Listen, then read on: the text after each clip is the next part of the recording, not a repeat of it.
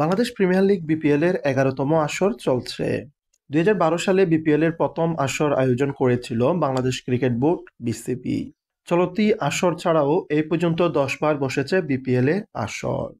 শুরু হতে প্রথম 10 আসরে চ্যাম্পিয়ন হয়েছে কোন কোন দল দেখে নিন। 2012 সালে বিপিএল এর প্রথম আসরে চ্যাম্পিয়ন হয়েছিল ঢাকা গ্ল্যাডিয়েটর্স।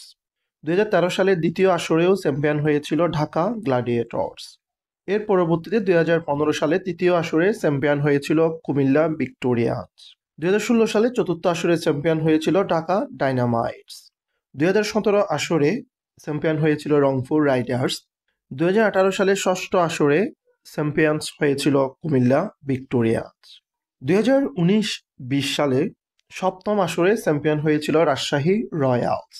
2022 সালে অষ্টম আসরে চ্যাম্পিয়ন্স হয়েছিল কুমিল্লা ভিক্টোরিয়ান্স। 2023 সালে নবম আসরে চ্যাম্পিয়ন্স কুমিল্লা ভিক্টোরিয়ান্স এবং 2024 সালে চ্যাম্পিয়ন্স হয়েছিল বরিশাল। সর্বোচ্চ সংখ্যক 4 বার চ্যাম্পিয়ন হয়েছে কুমিল্লা ভিক্টোরিয়ান্স।